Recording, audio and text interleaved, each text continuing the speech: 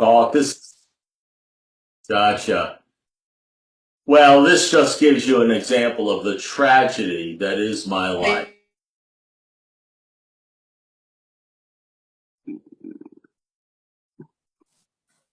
I'm unmuting you now. We just had a bomber. So. Yeah.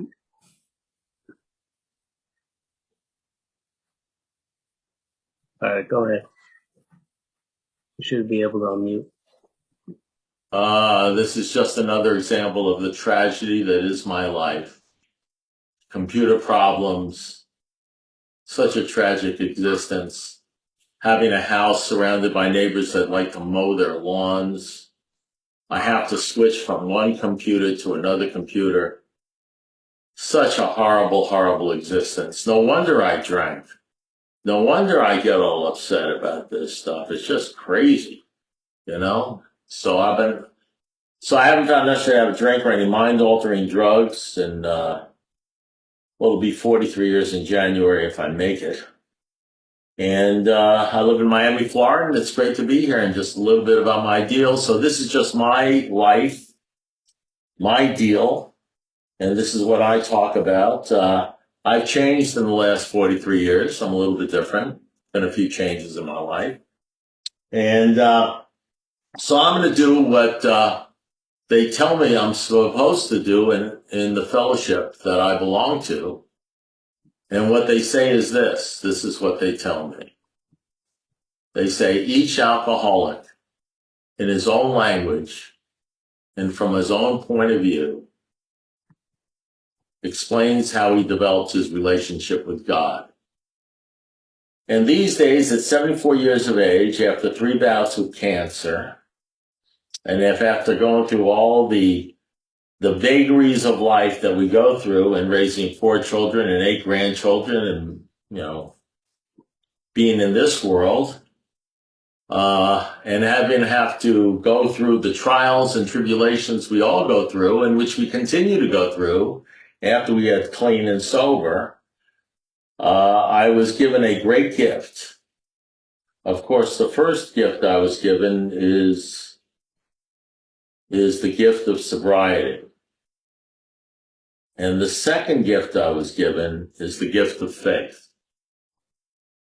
The gift of faith. And along with the gift of faith, I was given another gift. A gift of something that I didn't even know I needed. A gift of something that I now possess. And a gift that gave me the ability to be myself before any human being on the face of the earth, and not have to make believe I'm somebody else. I was given a gift that allows me to have a new freedom and talk up to you about what's really going on in my life, and not having to worry about whether I sound good, whether you like me, whether you don't like me. I used to tell myself all the time, I don't give a crap what other people think about me. Sometimes I'd say that in front of other people. I'd sort of brag about it. I don't give a crap what they think about me. Sometimes I tell myself that. Sometimes I talk to myself. I like talking to myself. I like listening to myself, which is a big problem. Sometimes I'd say to myself, I don't give a crap what they think about me, but the truth of the matter is, the only time I would tell myself I don't give a crap about what people think about me was when I've spent 3 or 4 hours worrying about what people think about me. The truth of the matter is, and this is really the real disease, the disease of alcoholism, the real disease, unfortunately, and I learned this, is that people that really don't care about what other people think about them don't continually tell themselves they don't care about what other people think about them. They say things like pass the salt, but they don't say that stuff. And I'm a typical alcoholic. I walk into the bar and I look at all the girls and I look at all the guys and I want to blend in and I want you to like me. That's important to me, that you like me, that you accept me. God, the worst thing in the world would be that you reject me or talk about me behind my back. And then I have a few drinks and I feel like I own the group. I feel like I'm the president of the group. I can walk up to any woman. I can do anything. That's what alcohol does for me. I spend money I don't have, buying things I don't need to impress people I don't even like. I basically feel like somehow deep down inside, although I don't know it, deep down inside, although I don't know this, I feel unworthy. My idea of who I am depends upon what you think about me. That's my whole deal. Enough about me. Let's talk about you. What do you think about me?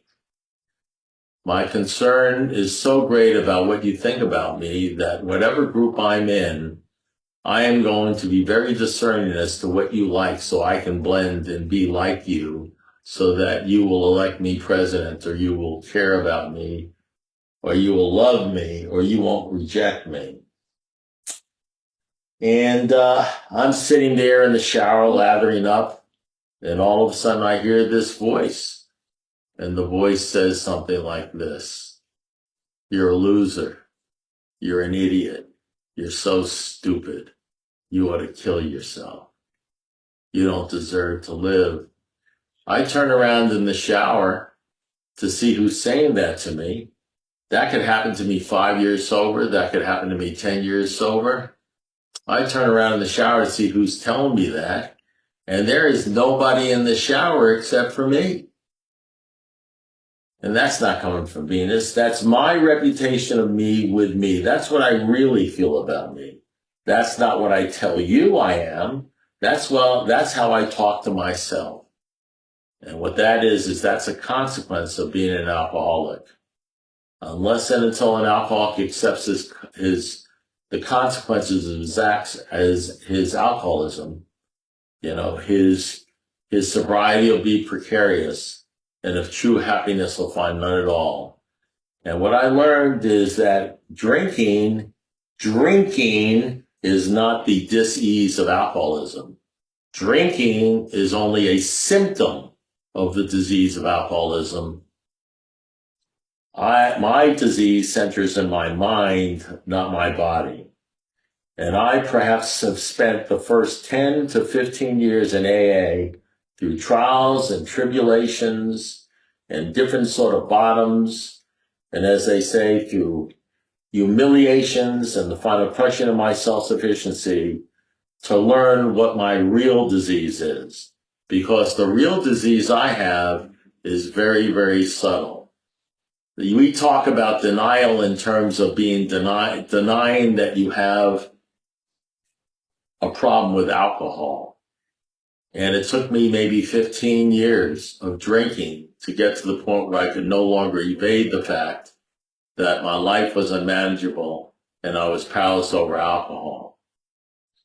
It's taken me many more years than that to come to the realization that I'm powerless over anxiety, that I'm powerless over fear, that I'm powerless over worrying about what you think about me, that I'm powerless over so many things, that I'm powerless over like Bill Wilson found out at 21 years and he wrote The Next Frontier, Emotional Sobriety. I'm powerless over the dependency on other people. I'm powerless over the dependency about the circumstance of my life. I'm powerless over so many things in this world. I like to walk around and tell people I'm spiritual, not religious. And the truth is, in my 43rd year of sobriety, I'm telling you, I'm like a material girl. I'm the Madonna of AA. I'm a material girl in a material world. And the truth of the matter is, unless I focus on God and I focus on the Lord, I don't have the new freedom. I don't have the new happiness. I don't experience peace except in tidbits. The truth is, at any particular moment, at any particular time in this world, because of the vagaries of this world, things can happen. Worldly clamors can happen around me. It used to be worldly clamors based upon my own actions, my own stupid things that I would do, the consequences of my drinking or my alcoholism. But now the truth of the matter is stuff can happen to you in this world that you did not cause, that you have nothing to do with. You could be minding your own business and stuff could happen to you and it can greatly affect me and affect my sobriety, affect how I act and how I feel. And the real deal is, like was said many, many years ago by the carpenter, in this world you will have problems, you will have trouble, but be of good cheer. I have overcome the world. So how do you overcome the world? That's the real alcoholism I deal with. I haven't dealt with a drinking problem, nor do I deal with a drinking problem or a drugging problem or that kind of problem in 43 years. My real problem is like my sponsor once said to me. I had a sponsor who said to me, why do you say the things you say? Why do you act the way you act? Why do you do the things you do? Why do you think the way you think? And I told him very clearly, I said, well, that's just my personality. And he looked at me and he said, well, Russell, your personality is killing you. Your personality is killing you. And I knew how to stop drinking. I hadn't drank in a while, but I didn't know how to change my personality. As a matter of fact, I sort of like my personality. I like my old ideas. I know they say the result is nil until you let go absolutely, but I don't even know what to let go of. I like my personality. And he said, man, your personality is killing you. How do you get rid of it? I know how to stop the not drinking thing. How do you stop the not worrying thing? How do you stop the personality thing? How do you stop the not envying thing? How do you stop the not being self-pity thing? How do you stop that thing where you worry about what's going to happen to you in the future thing? How do you stop all the other stuff? How do you stop the hatred? How do you stop the anger? How do you stop all the other stuff? At 10 years sober, I went up to my sponsor, and I told him that I was going to get a divorce from my wife. And he said, why? And I told him all the reasons. I had really good reasons because the way she treated me, the way she acted, the things she said. I said, I didn't sign up for this stuff. The way she disrespected me, and she did disrespect me. I can tell you something. As an alcoholic, one thing I was very clear on. I was very clear on why I was upset. And I explained it to him like all alcoholics are fond of explaining to people why my wife was unfair and why my wife was wrong and why I didn't have to stay married to her and why I needed a divorce. I was very clear on it. And you want to know something? I was right. I was alky right. If you disagreed with me, you ought to be shot or something because you're so stupid. John Wayne, one of my mentors, the actor, was fond of saying, life is tough, and if you're stupid, it's even tougher. Well, I don't know. All I know is I did a lot of stupid things to a lot of people. And, I remember saying to my sponsor once, I read that paragraph in Big Book, selfishness, self-centeredness. That's the real problem with alcoholics, driven by 100 forms of fear, self-delusion, self-seeking. They step on the toes of others and they retaliate, usually without provocation. And what we learn is in the past we've made decisions based upon our selfishness and self, which puts us in a position to be heard. So an alcoholic or a drug addict, his self will run riot, though he usually doesn't think so. So I asked my sponsor at that time, Bob Sullivan, I said, well, what does that mean? And it says, what that means, Russell, is you don't give a crap about anybody except yourself. And I said, I don't know. I like the way they say it in the Big Book of Alcoholics Anonymous rather than the way you say it. And, that's what he told me. And then I don't know, something's going crazy with my screen here. What is that? Is that just meant to distract me, or is that something you guys do? Someone bombing the screen. Give us a second. Carry on sharing. What was that? Well, that's life. Things happen. So I went up to my sponsor 10 years and I told him I was getting a divorce, and I explained to him for 20 minutes exactly what my wife did. And after I was done explaining it to him, and this is after 10 years of working this program like a son of a bitch, I came in here on my knees. I listened to what my sponsor had to say. I rarely argued with him, and I did the steps. I sponsored people. I was the intergroup banquet chairman for 2 years in a row. I was 8 years on relay. I mean, I did all the things. I was going to three AA meetings a day, even before Zoom. I'd get up in the morning and I'd drive and I'd go to a 7 a.m. meeting. Then I'd go to work. Then I'd go at 12 o'clock lunch meeting. On the way home, I would go to a 4 o'clock meeting. And then sometimes at night I would go to a meeting. It wasn't unusual for me to go to 2, 3, 4 meetings a day. It wasn't unusual at all. I'd sponsor people. After all, nothing so much ensures sobriety as intensive work with alcoholics. And I believe that is true to a point. But the truth of the matter is, even after doing all that, and even after saying I believed in God and saying the Lord's Prayer and all that sort of stuff, what is going on with this thing? You guys need to get control of that Zoom thing. So even after doing all that, I still reached the point at 10 years sobriety where I wasn't happy with my sobriety. Bill Wilson in Vision for You, he sort of prophesizes that that's what happens to people after they get a few years, after they stop drinking. There's a second, I've been around AA long enough that I've seen in my own life, there used to be a TV commercial and by Farmers Insurance that says, we know a lot because we've seen a lot. There's nothing like experience. My sponsor once told me when a man with experience meets a man with money, the man with experience will walk away with the money and the man with the money will walk away with an experience. And when you experience sponsoring a lot of people and you see people go out in AA, you see them go out in 5 years, you see them going out in 10 years, you see them going out in 20 years. When I was a couple of years sober, or 4 or 5 years sober, or 10 years sober, you think everybody who comes into AA is going to get sober and stay sober. I'll tell you what, though, when you get up there in time and you start looking back and you're in your 40s and you look back and you see how many people are sober after 20 years, you realize it's a vast wasteland. A lot of people sober, 1, 2, 3, 5, maybe 10 or 15 years sober. You get into the 20s and 30s, you could shoot deer in this place and not hit anything. Nobody's sober. A lot of people drink. I sponsor now a lot of people that were sober 15 to 20 years and then they started drinking again. Can you imagine that? And when people drink after an appreciable period of time, that's not because they crave alcohol. I understand about alcohol craving.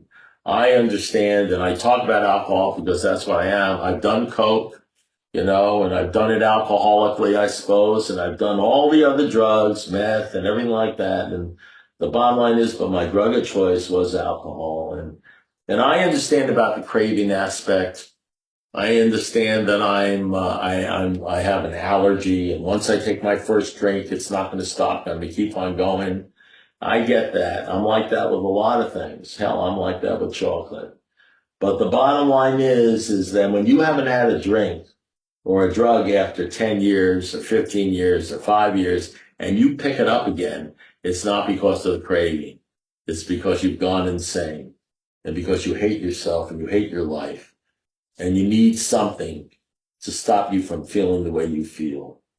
And in Alcoholics Anonymous, in the big book, in the last chapter saying vision for you, there's actually a chapter in the literature that says vision for you. That's a vision. That's Bill Wilson telling me about me and Bill Wilson telling me about anybody who gets sober. It says here and there once in a while, a former drinker, a former drug addict says feel better, look better, having a better time. It says we laugh at such salad. We know he'll try the old game again because he's not happy with his sobriety. Sooner he will know loneliness as few do. He will wish for the jumping off place. And I know what that's like because I got to that place when I was 10 years sober. And I know people have gotten to that place when they were 22 years sober and 30 years sober and 35 years sober. And I see people drinking and drugging all the time after they've been sober. And that's not because they crave alcohol. That's because they haven't dealt with the real disease of alcoholism, the real disease that centers in the mind, not the body.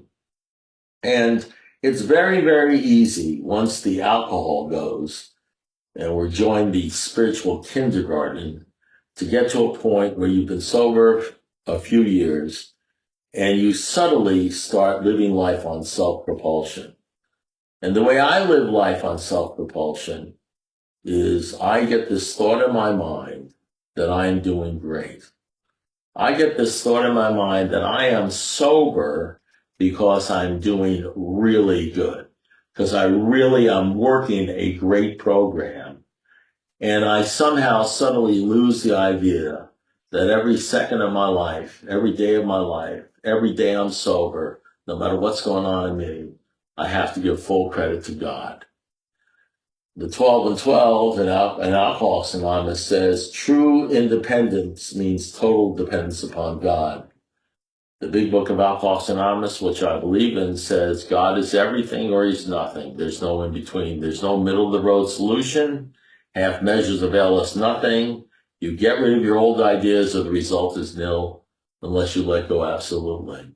The book I have says if you want to be rocketed in the fourth dimension of existence, if you want to experience much of heaven and know peace, there's two things that are absolutely necessary. Number one, God must become the central fact of your life. The central fact of your life. And number two, you must be convinced that he lives in your heart and mind in a way which is indeed miraculous, doing for you what you can't do for yourself. Bill Wilson in Alcoholics Anonymous number 3 said to Bill Dotson was sober and he said, I knew there was something more, something I hadn't got, some sort of release, some sort of happiness that I saw other people had that I knew a person ought to have, and I was confused. I didn't know how to get that. I knew how to stay sober one day at a time, but I didn't know how to get that release that I saw other people have. And then he said, Bill Wilson was at my house one day talking to my wife, Henrietta, and he heard this. He said, Henrietta, the Lord has been so wonderful to me, curing me of this terrible disease that I got to keep talking about it and telling other people. I said to myself, I think I have the answer. Bill was very, very grateful that he was sober, and he gave all credit to God. And that line, the Lord has been so wonderful to me, curing me of this terrible disease that I got to keep talking about and telling other people, I call that the golden text. And it was the answer for me. And the big book says we're on a new basis, the basis of trusting and relying upon God. All men of faith we never apologize for God. We're never ashamed about our faith of God. All men of faith have courage. They trust their God. We never apologize for God. Instead, we let him demonstrate through our testimony what he has done for us. What he has done for us, he says, and at last we start outgrowing fear. And I know this. I know what it's like to be sober, to be stark raving sober, to be working all these steps and still not be happy with your sobriety, and still experience fear of financial insecurity, and still experience fear of the judgment of other people.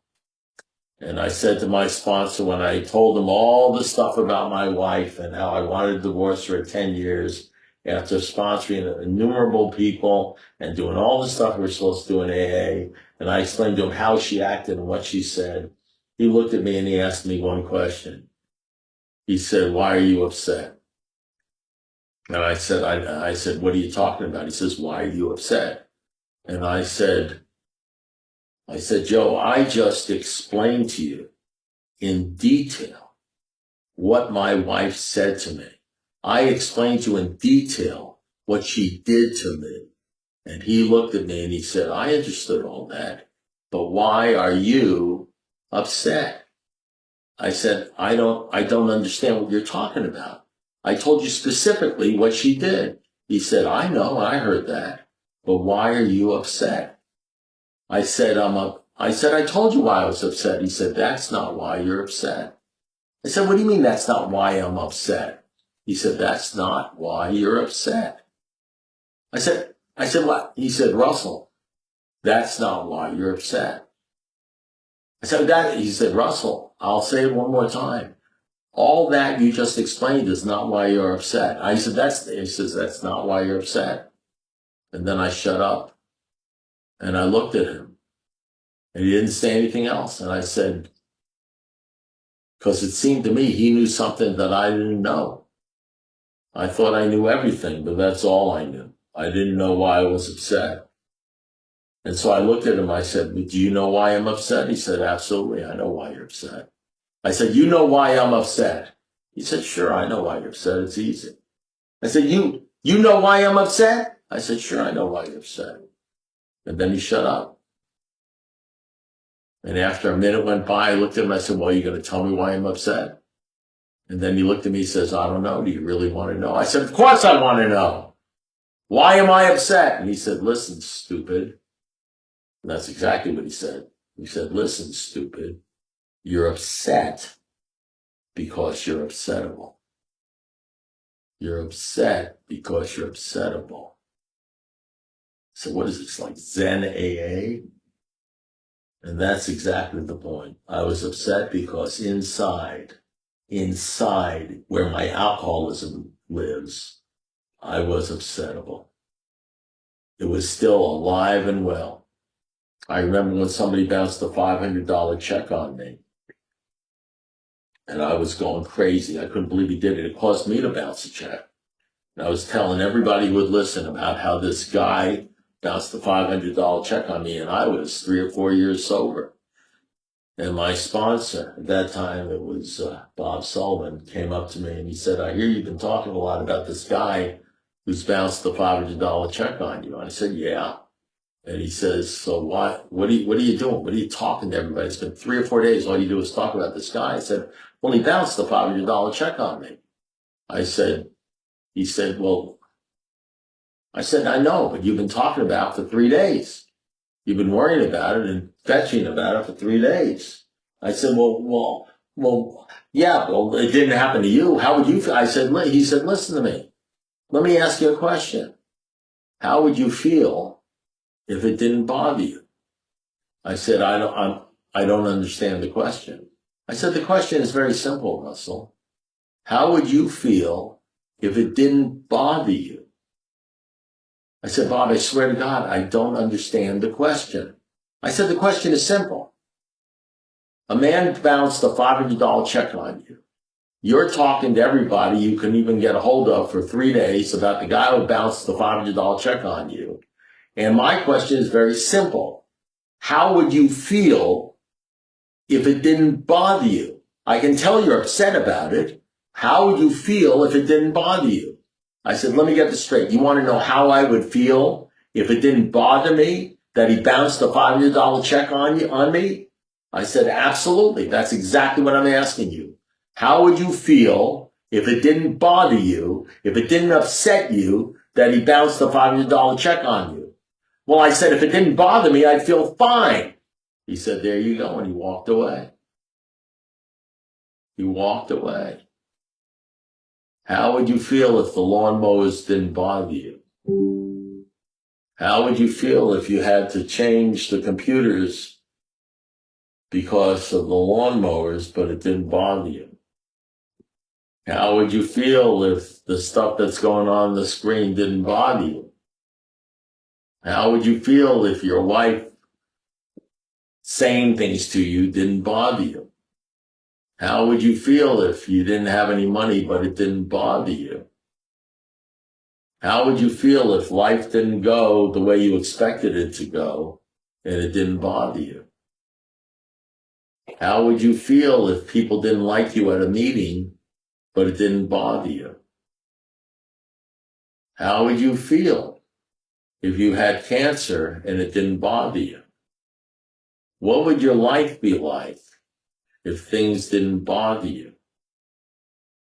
And so maybe you might run into people. It says in the big book, it says, but we will not have the ability to know you.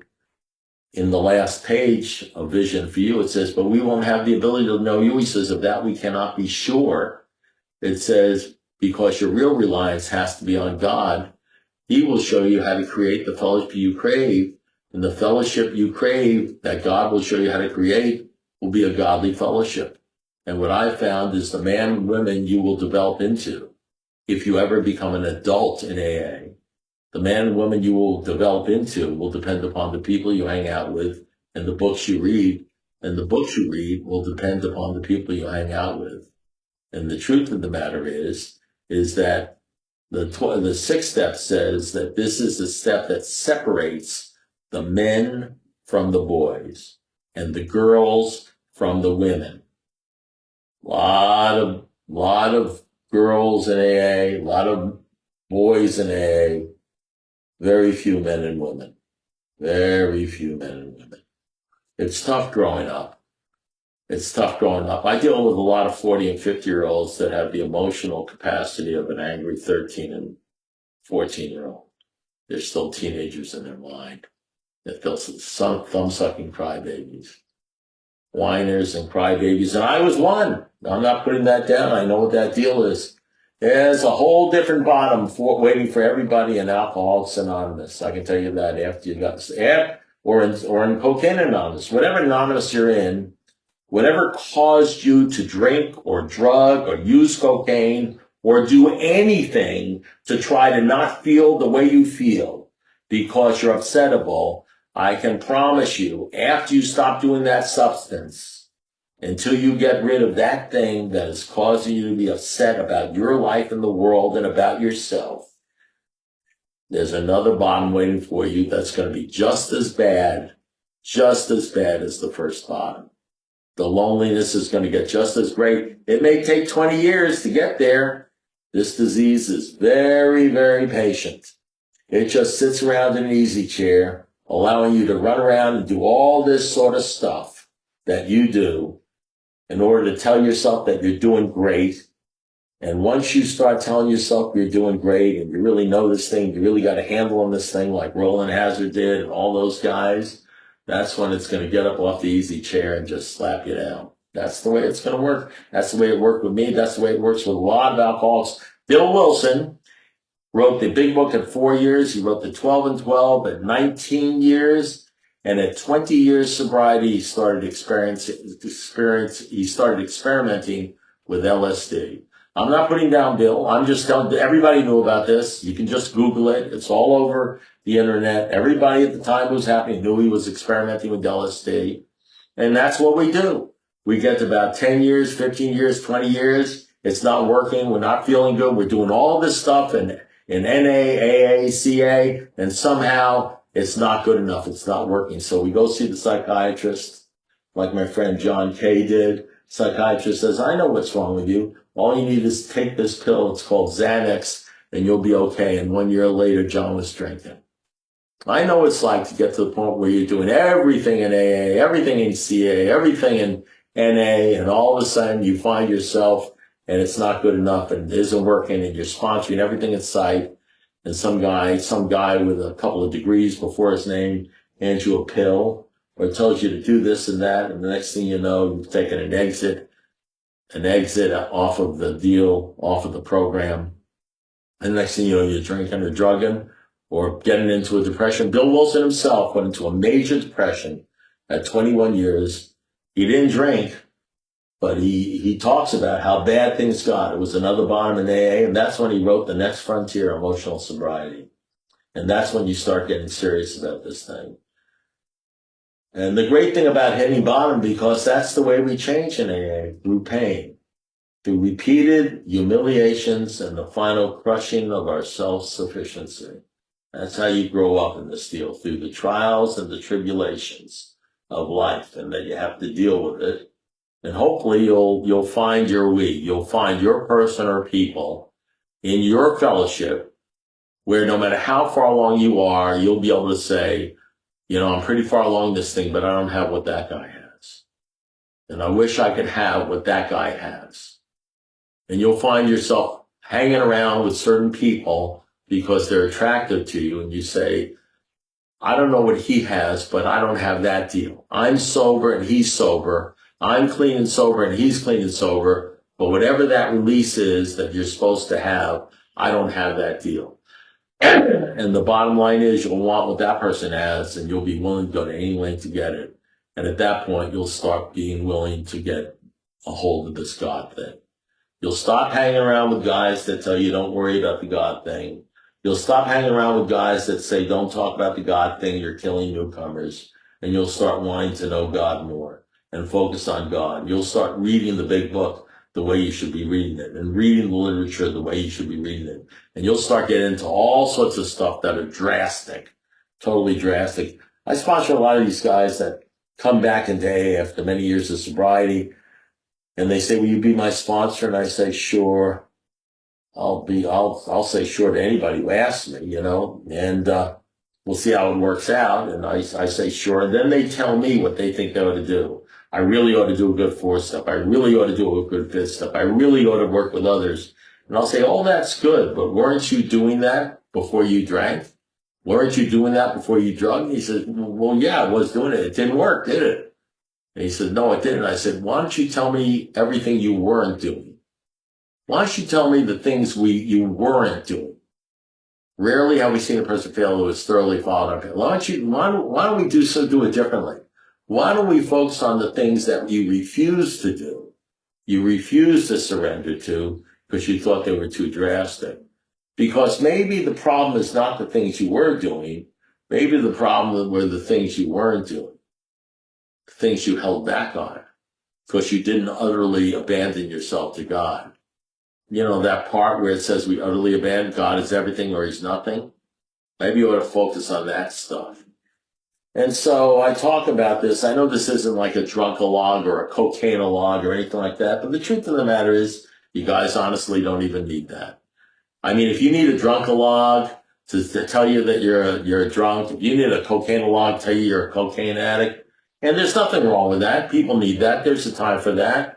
But if that's really your problem and you have a few years sobriety, maybe you ought to do it the old-fashioned way and just go out and drink or drug until you figure out that you have a problem with that. But if you're in Alcoholics Anonymous or CA or NA or something like that, and you want to grow up in this deal and become an adult, maybe you ought to be focusing on other things. Because the drinking and the drugging, that's just a symptom of the fact that you've got a crazy mind and you're insane. And I know you're insane because the big book and your program, no matter what program it is, it says that you come to believe that a power greater than yourself can restore you to sanity. And if you're sane, you don't need to be restored to sanity. The only person that needs to be restored to sanity is somebody who's insane. And I'll tell you what, I don't know what kind of disease you have. I have a serious disease, and I was 3 months sober and I wasn't drinking and I knew I was crazy. I was 9 years sober and I knew I was nuts. So I don't know. If you haven't figured out that you're crazy and you're nuts and there's something wrong with you other than just drinking, drugging, snorting, or shooting up. If you haven't figured that out, that maybe, just maybe, that it's not a drinking or a drugging problem. Maybe you're just crazy problem. Maybe it's a crazy problem. If you haven't figured that out, then I don't know. Then trust me, this life will help you figure out how crazy you are. Because if you don't do this thing right, the great thing about alcohol and drugs is every year or two it comes washing through our fellowship and just wipes out all the people who are full of shit and not doing this thing right. You don't do this thing right. I mean, life is a funny way of sort of purifying the fellowship. So that's what I talk about. I talk about growing up in Alcoholics Anonymous, becoming serious. There's a great line in the big book of Alcoholics Anonymous, in Vision for You. It says, nobody has sunk so low not to be cordially welcomed into our fellowship if he means business. And there's a lot of people in our fellowship that they come in here and they want to stop drinking and drugging, but they don't really want to do what they need to do in order to stay that way for 30 or 40 years. They don't really want to, and I'll tell you, it's a long process. I get that. You can hang on and bullshit around for a long, do the do-si-do, be a dilettante in here for a long period of time. But I'll tell you what, came a time for Bill Wilson, there came a time for me where the shit hits the fan, and you either got to shit or get off the pot or get serious about this thing and stop worrying what other people think about you, and start focusing on God. And some people make it and many people don't. They just keep on trying to think that if they just get very active and do a lot of activities, which is maybe good in the beginning, that'll save the day. And they have that white knuckle sobriety where they're running around and doing stuff, just to not drink one day at a time or not drug one day at a time. And there is a time for that, and there is a season for that. But then there is a season to get right with the God of your understanding and get serious about this deal. And that's a whole different situation. That's what's called the fellowship of the Spirit. There's two fellowships in our deal. There's a fellowship of the problem, where everybody wants to talk about the problem. Everybody wants to talk about the substance. And everybody wants to talk about the problems. And there's something called the fellowship of the Spirit. And that's a fellowship of people that just want to talk about God and just want to focus on God. And it's within our fellowship, but it's a different fellowship. And quite frankly, most of the fellowship get uncomfortable when they hear about it, and they don't want to hear it because they're uncomfortable. And that's part of the disease, because the disease tells you, I don't want to hear this stuff. I don't want people talking to me about this stuff. I don't like rules and regulations. I want to do my own thing. I want to make my own deal, and I don't want anybody messing with my life. And the truth of the matter is, when you really get humble in this deal, you submit yourself to other people and you let them mess with your life. As much as you don't want to do that, you let them mess with your life. So that's all I have to say. I don't want to violate the clock. I think the clock is being kept. I don't know how long I've talked, but according to my watch, it looks like about 50 minutes. So that's it for me. Thank you.